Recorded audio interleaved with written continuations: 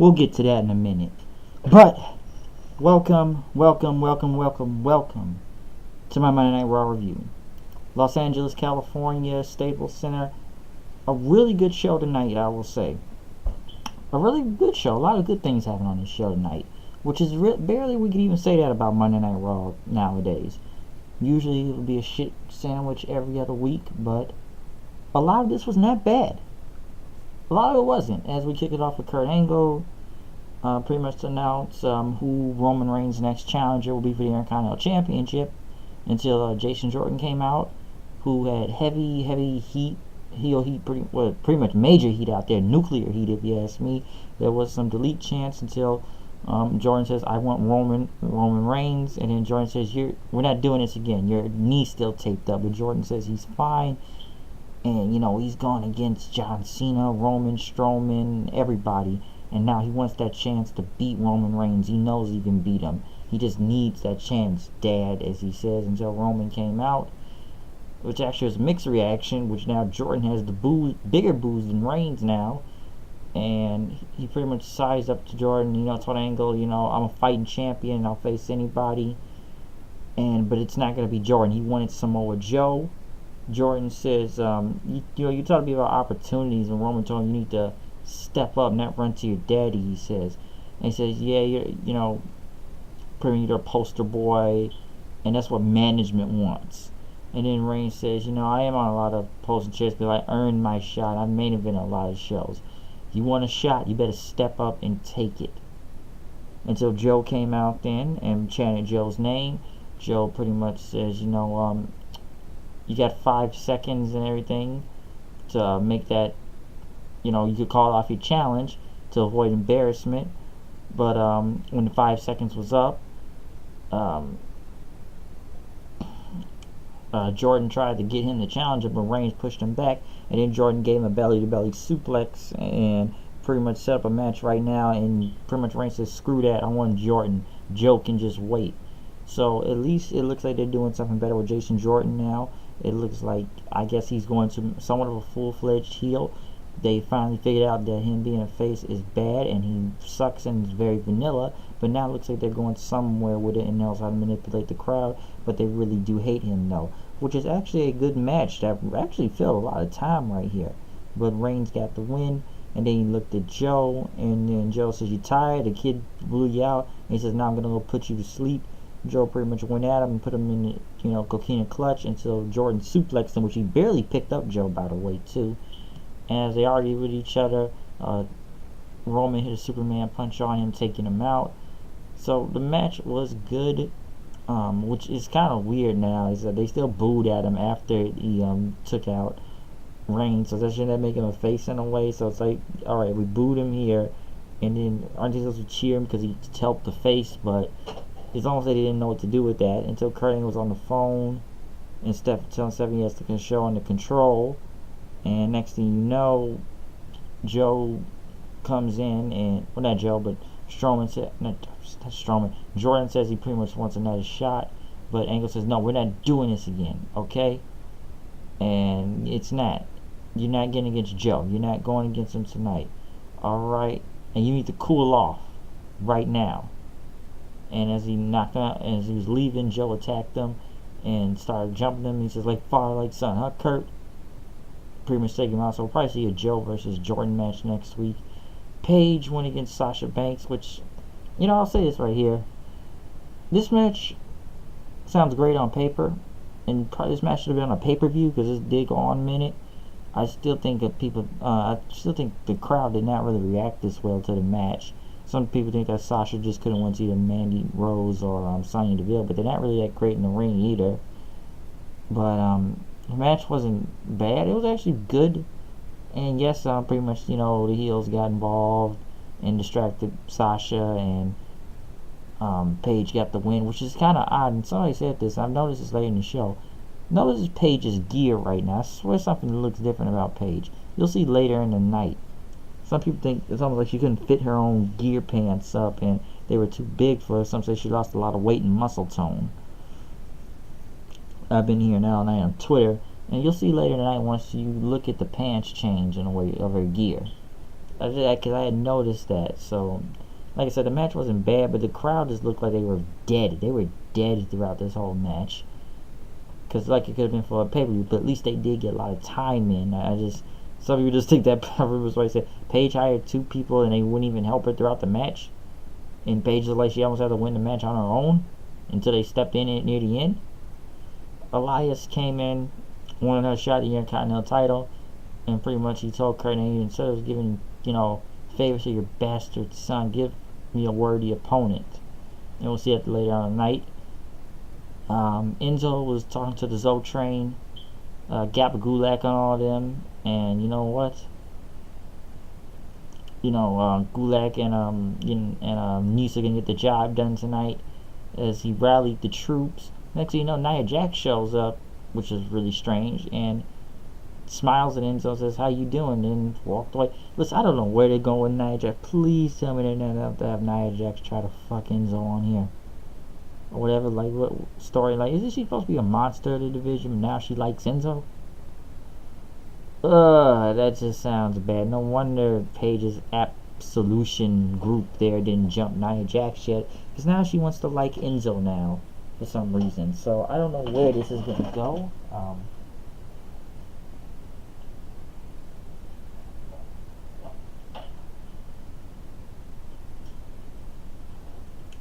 Yeah, I don't know where that's going to go with Nia Jax, but Nia Jax needs to be doing something more than just kind of, I don't know, with this whole Enzo thing. Is she really not going to start liking Enzo? Is Nia Jax going to be part of the Cruiserweight division now?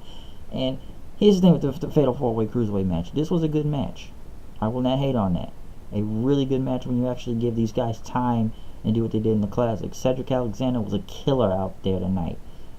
Everybody was. Ali, but I knew it wasn't going to be a face versus face match with Cedric and Rich Swann, so Gulak pretty much took the win, stole it after Cedric was just hitting lumbar checks on everybody, and interviewed him, which he was going to do his PowerPoint thing, but it didn't happen. And yeah, the crowd was a little flat for it, but yes, the crowd, even though the Cruiserweights is, I just feel like it was a spot fest still. It looks like when it's a spot fest, the crowd will get into it either way just because it's a spot fest, but they were a little flat for Gulak winning, so I guess they had a face versus heel between Gulak and Swann. And yes, this was a good match, and for the Cruiserweights for once in a while, because I will say this right here, pertaining to the Cruiserweights, I know they just kind of announced that they want to do live house shows now. Listen, they barely can fill up a crowd as it is on the regular 205 Live. I've seen it, okay? So what makes you think anybody's going to go to the house shows now for 205 Live? Even I'm looking at, like, seriously now? Like, this division has been dead throughout most of the year and a half now. It's not like it was the Classic. Yes, this was a really great match. I'm not going to hate on that, but it's one out of I don't know how many. You see, they got rid of Austin Aries and Neville walked out on him. So, what does that tell you? But at least that looked like that was a good step in the direction tonight. But as for them doing house shows, I don't think anybody wants to see that. They're barely over, and it's not the talent, it's just how bad creative is and how bad 205 Live as a show is in general. And it's kind of stupid that they want to put Hideo Itami, which a guy that deserves better, that was actually really doing good in NXT right now, is a heel. And we know we'll get into WWE week next week, because we know Raw, SmackDown, a broadcast of NXT will be on USA Wednesday. I don't think this will be a weekly thing, but I think this is special because it is WWE week, and then tribute to the troops on Thursday. But NXT will be on Wednesday, most likely, probably for the next set of tapings, really, for NXT. But hey, it is nice that NXT will be on TV, and maybe the casual viewers can, know what it's about being on USA. Elias was in the ring about to sing a song about LA. Everybody wants to be famous, and everybody's pathetic, until Strowman came out, which the song was actually getting fun. Strowman pretty much came out and destroyed Elias, really, and Elias tried to get him back and hit him with the guitar, but it didn't work. He was power slamming him everywhere, and then he was about to hit him with a on the ring steps, really, after that whole Jeff Jarrett guitar shot right there on him. Kane's music played, and then on the screen he says, you forgot how to be a monster among men, but now you need to be a monster among monsters. So most likely we'll have Kane versus Strowman next week in the main event again, maybe. Somehow. Dean Ambrose and Seth, pretty much the Shield were backstage saying they're going to get the titles back tonight. Asuka beat Alicia Fox. Alicia Fox, surprised Alicia Fox had some offense in. Asuka won with an armbar until the Absolution group came out, which, like I said, Paige changed her clothes for some reason, in a way, which I have to agree that. Like I said earlier, Paige looks really different for some reason. I don't know why. She just looks different than what she did before. And pretty much as Asuka looked on and walked out, they didn't attack her again. And since Fox was still in there, she told Fox to relax. This is the only friend that really cares about me, and I love her, but she doesn't think Sonya and Mandy do, so they attacked her. They kind of did the same thing last week, kind of like the whole, well, except attack Fox this week, but did the same thing with Asuka this week. So we'll see where that goes, but I don't know. Finn Balor went against Bo Dallas, filler, which they don't really know what to do with. I'm surprised it was a competitive match also. And Dallas actually put on a match for him with Finn Balor tonight. So I don't know where they're going with Finn Balor. I just feel like that's kind of a waste. I thought Finn would just killed him already, and that was it. But like, that was actually kind of competitive, really, for that type of a match with him and Dallas. Then again, I don't know what's going on with Finn Balor. Allegedly, they don't think he's over anyways, and it just don't look like they don't know what to do with Finn Balor half the time if he's just walking around facing anybody with no direction. And then we get to Matt Hardy. Of him doing delete chant, and then Bray Wyatt showed up on the screen. Even though I feel like I can't take anything Bray Wyatt says in his promos, it's the same thing. Why are you lying, man? Sir, you are a fake. And Wyatt says he knew the universe and doesn't know what Hardy knows, until Matt came up on the screen and everybody went nuts and said, ah, yes. Which he was kind of wearing his broken clothes, and his soul just wandered through space and time, and it kind of went, it's like a back and forth thing with Wyatt and Hardy. Said Hardy is an illusion, and then Matt talked about all these historical events in the vessel known as Matt Hardy, and the entities to be Woken Matt Hardy. Let's get that straight here, folks. Woken Matt Hardy, which he sentenced Bray Wyatt to deletion. And Bray said he was going to cleanse him, and then Wyatt, after he said Wyatt's going to deletion, Wyatt laughed, and Hardy's there doing his little laugh, and he's chomping on the teeth thing. So yes, there was some delete chants after that in the building. It wasn't a lot, but it was some, and a decent amount in LA, better than last week. But LA did good. So at least Matt gets his gimmick, and it is Woken Matt Hardy, or pretty much broken or woken. So we got to see it. Even though it's been a long time, and it was, either way, they're a little late on the ball just because of the whole case thing and Anthem letting, Anthem stuff. Which, even though the case, I've said this in the TNA review the other day, it was still a ridiculous case to begin with. As for the gimmick itself, I'm 50-50 on it, because A, yes, Matt Hardy does get his gimmick back, but B, I don't think Matt Hardy's going to have full creative control over this gimmick. It's kind of like I said the other day. I don't think he will have full creative control of it.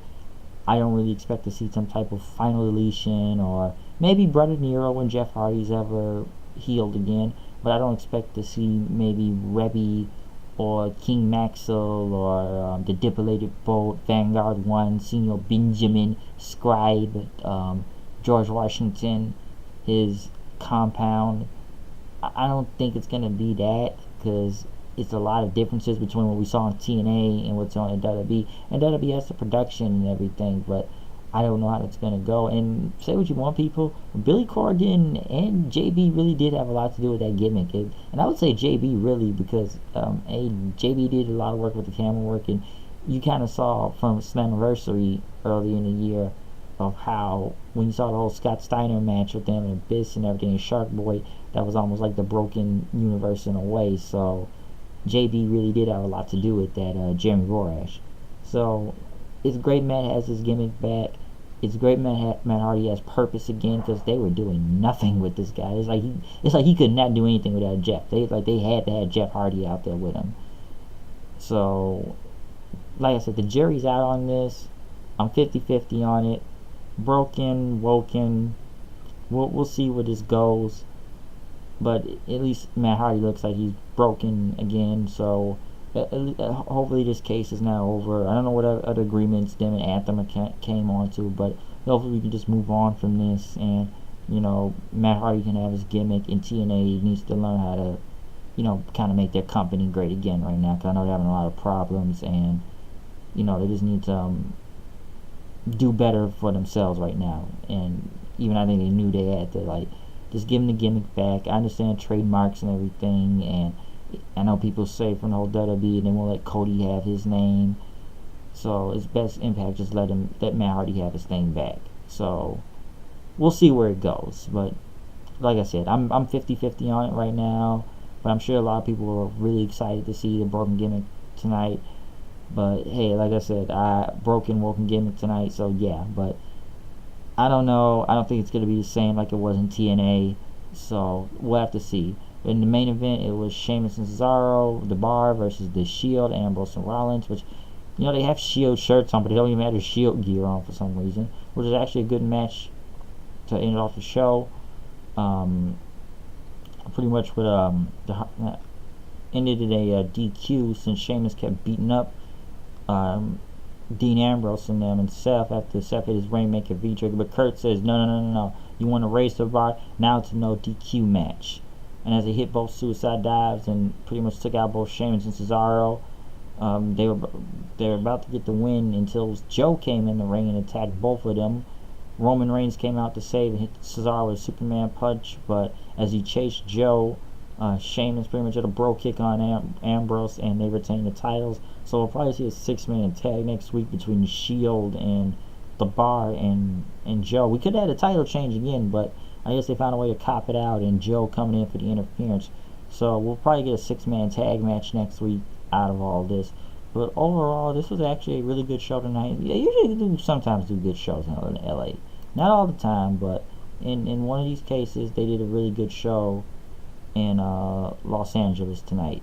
So I can say that.